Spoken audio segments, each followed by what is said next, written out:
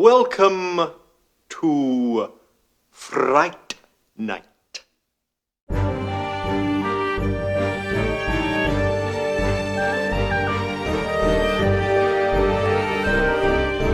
What do we get from the light of the sun? A nasty burn, now isn't that fun? Swim in the ocean, run on the beach, Drown in the surf and blood like a leech. we have no time for merrymaking. Chop off the head for badness sake, sell for a limb, batter and bake. Nasty spells of bubonic night, come close and see what's hidden from sight. Something festering in my bed bugs dancing on my... Hey everybody, welcome to Get Busy Watching! I'm your host Honest Dan, and welcome to Halloween month.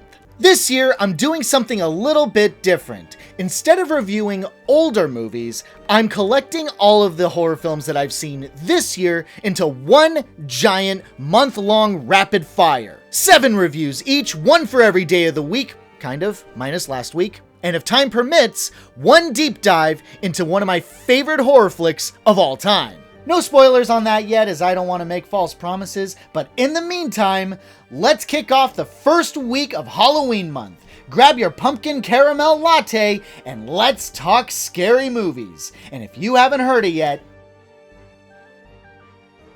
Happy October. Bed bugs dancing on my head ever offends and makes you scream. I want to die on Halloween. Halloween, Halloween, I want to die on Halloween. Under the bridge of goblin waits, she never sleeps or hesitates. The TikTok-inspired killer doll movie that has all the wusses out there so freaked out. Hi, Megan. I'm Katie. It's nice to meet you, Katie. When I first went into this, I was expecting a dumb, goofy good time. But when I left the theater, I thought it was a legitimately good film. Make no mistake, it leans on its comedy bits and could be argued a little too heavily. I would also argue that the horror elements aren't as strong as they could be. But where it excels is the more dramatic elements. It's a near-perfect commentary on technology raising kids rather than parents doing the heavy lifting. How when things go too far, the kids act out, irrationally dramatic. Even the themes of grief and numbness after a tragedy is well explored and perfectly acted by stars Allison Williams and Violet McGraw. Sure, I don't get why main character Gemma couldn't be Katie's mom, since the message leans into parents not raising their kids right, as opposed to an aunt. But of course, the titular Megan is awesome. The perfect blend of practical effects, acting via body language and animatronics, and perhaps even very subtle special effects. I think this would have worked better if it was rated R.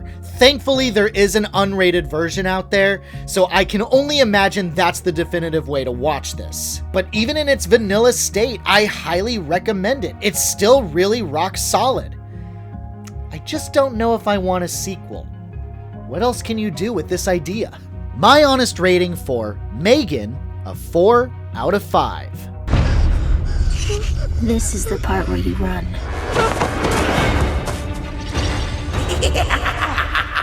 Tell me a story full of betrayal, a headless horseman covered with snails. Nicolas Cage is Dracula. Nicholas Hoult is Dracula's servant, Renfield.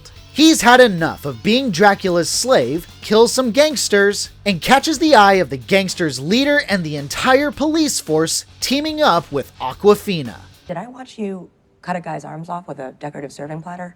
Yeah, that was adrenaline. Awesome. There's kind of a lot that's going on in this movie, but for what it's trying to say, it's surprisingly good and so violent.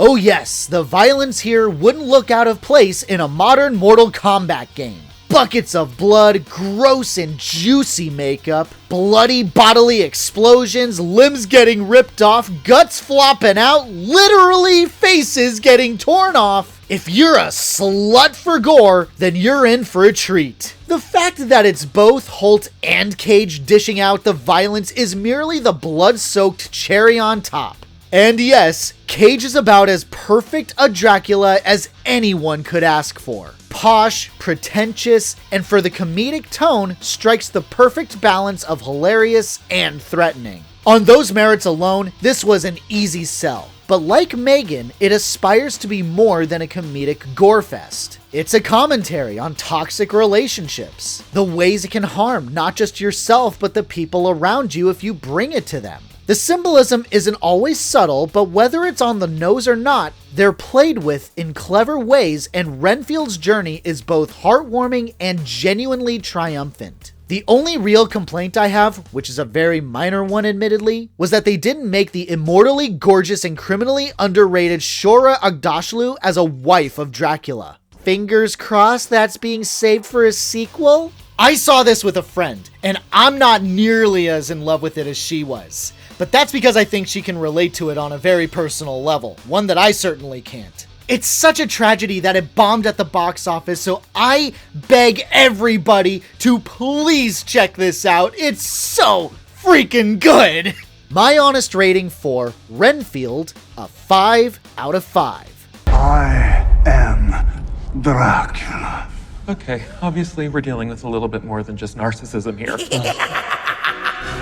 Follow the path with sleepless nights. Feels so good to have a bad fright. A family is grieving a death in the family while being stalked by a monster. It's just me. It's your daddy.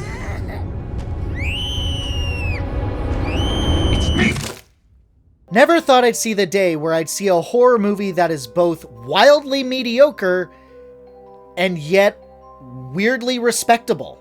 This movie feels like it wasn't even intended to be a horror film initially, focusing more on the drama of a grieving husband who lost his wife and the mother of his 2 daughters. Surprisingly, this stuff works very well. The teen daughter isn't your prototypical angsty, angry girl who acts out and makes the situation worse for everyone. She's nice and trying to reach out to her father, who's more closed off than anyone. They're all just trying to figure out how to navigate their pain in different ways and wires getting crossed along the way. If that was the movie, it would have worked out better. But for whatever reason, we have that drama and throw in a generic long-limbed monster to make it a horror film. A monster with inconsistent rules. Afraid of the light, but how intense can the light be? Some scenes show it's afraid of candlelight, but others not. It's a monster that not only tears people to shreds like an animal, but also hangs people? Why? If the monster is the boogeyman, why doesn't it look like a man? And why did David Dastmalchian give an unnecessarily amazing performance for his brief-ass screen time? If you do see this, you have to see it with the right mindset, as a showcase for fresh talent rather than a horror movie for the ages. It's surprisingly good where it really didn't need to be, and it's bafflingly bad where it really needed to be good. It's not great, but it's also not that bad either. My honest rating for The Boogeyman, a 3 out of 5. Don't turn around. Stay in the light.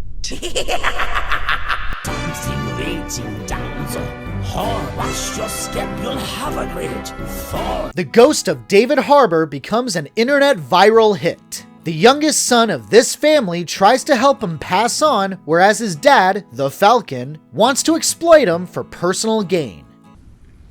Listen, I know it probably worked on everyone else before, but my personal life is like 1,000 times scarier than this. It's not exactly a standout in the horror comedy genre, but I would be remiss if I said that it wasn't worth it. Despite being needlessly cryptic at times, the writing and therefore the acting and directing really power through and give us charming characters. The standouts being Anthony Mackie as the misguided father trying to set his family up for life, as well as Jai Winston, the compassionate son trying to help his ghostly friend. Speaking of which, while the movie as a whole isn't a standout, it should be in terms of Harbour's career as the titular ghost, Ernest. I say this because he has next to no dialogue. His character can't speak. So most of the time, he's completely reliant on his emotions and expressions. He perfectly blends vulnerable, funny, threatening, boy, that was my favorite scene where he scares the television crew, led by Jennifer Coolidge, but never straying from being a sympathetic character and wanting to see where his story goes. I didn't like the romantic interest for the main character. I also didn't like the writing for Tig Notaro's character, whom I otherwise enjoy as a person and comedian, but has a sudden character change without any build-up by the end. And I do think that the tone has a tendency to slip a little too far into the silly and outrageous, sometimes coinciding with a mostly obnoxious soundtrack.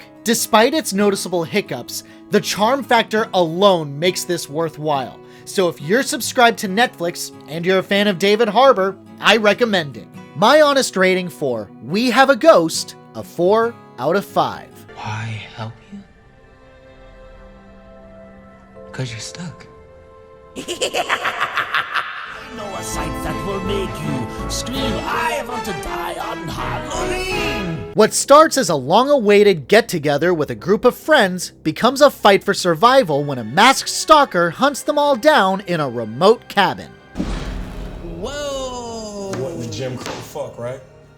This is hella disturbing. Why the hell is this in this house? I am so disappointed. It's marketed as a satire of the horror genre, but it falls short in almost every way. It's the kind of movie that certainly points out the tropes of the genre, but never actually does anything about it. Sometimes even leaning into the tropes itself, and I can't help but wonder if the movie thinks it's being smart and clever when it's really not. Even the proposed comedy falls flat. Maybe one or two jokes land, but for the most part, it's an orchestra of crickets. That's the biggest shame. It's boring. I didn't care about the characters and their interpersonal relationships, which gets way too much development time. This sucks because no actor is especially bad or annoying, which was staggering. Everyone has good chemistry with each other, but too much of why we're supposed to care about them is told to the audience rather than shown. The premise of the board game being the deciding factor in everyone's survival is dropped not long after it's introduced to the core cast. Even the masked slasher killer is an underwhelming design and presence. We're spoiled on Jordan Peele, y'all. Get Out was both funnier, more outrageous, and significantly scarier. This one, however, it's a hard pass for me. My honest rating for The Blackening, a weak 3 out of 5. A mass killer is after us and 2 of our friends are dead. What do you mean dead? Dead. Meet your maker, dead. Where are the rest of your friends? We split up. You split up, but you're all black. Whoa, do not get... Oftentimes we blow off dead when we wake the scourgers red. Patrick Wilson and Ty Simpkins are back as Josh and Dalton Lambert. Dalton is off to college, but he and his dad both are haunted by the memories they've erased and evil entities are after them.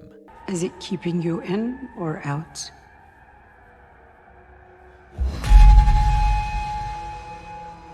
This has no reason to exist other than to showcase Patrick Wilson as a director. And fair enough, in that regard, it's not bad. But as for everything else surrounding that fact, oh Nelly, it ain't good.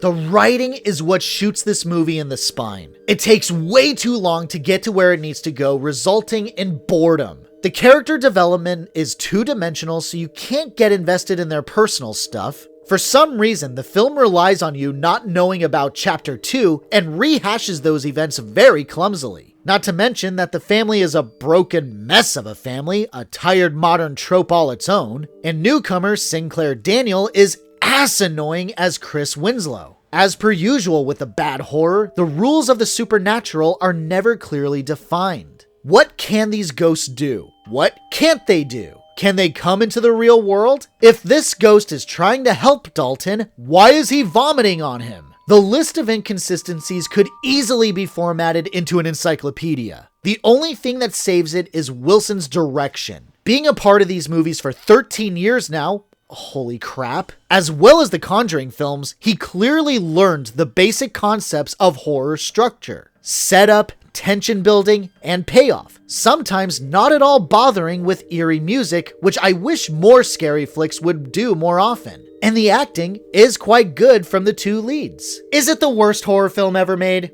Absolutely not. Does it have its redeeming qualities? Yes, Patrick Wilson is a fine director. But that's not exactly enough to save it. I guess if you're a fan of Patrick Wilson, then yeah, show the dude some love and give his movie a chance. If you're not a fan of his, then yeah, no, pass. My honest rating for Insidious: The Red Door, a week 3 out of 5. I can smell you. The presence of life.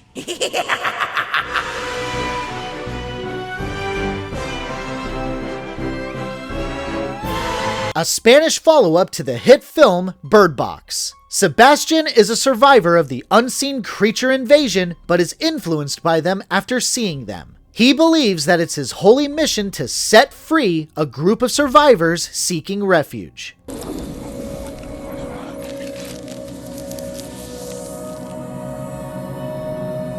It's alright. It certainly tries something bold within the world that was established in the original movie, but the writing and directing can be a little clunky at times. I can't deny that having this follow-up take the perspective of someone who actually saw the creatures, which generally means they unalive themselves or unalive someone else, is interesting. In fact, the opening sequence is one of the best horror openings I've seen in a while. This doesn't hide that Sebastian kills people, but is clever enough to show that from his corrupted mind that death is a beautiful release. I find it sad that this wasn't released in theaters because I can imagine that the sound design in Dolby Atmos especially would be on a whole other level of unsettling, as now the creatures are given the ability to mimic familiar voices to those that are blindfolded. But what I can't stand is how blatant it is that Sebastian is talking to an unseen force. Like, no one sees him do it, and the one character that does, doesn't question it. Certain characters get axed off because the script demanded it, like one dude who is told that the window is closed, but if he'd just taken a second to feel around the room, he would have known that the window wasn't closed. And it's not exactly explained why Sebastian is so unique as to be able to resist the influence of the creatures. No one else in this universe is able to? Really? Maybe it has something to do with grief over legit mental illness, but this seems too convenient to me. Plus, it sequel baits hard, and that's very frustrating. It certainly provides a different perspective that I don't think any other storyteller would have had the guts to try. But yes, the writing really needed a second draft, and that's what really hurts this. It's a flawed product, but if you like the original and you're subscribed to Netflix, I recommend it. My honest rating for Bird Box Barcelona, a strong 3 out of 5. Das ist in Ordnung. Du musst keine Angst haben. Hörst du? Thanks so much for watching, you guys. I really appreciate it. Have a great day, stay safe and healthy out there, and hope to see you next week for the continuation of Halloween month.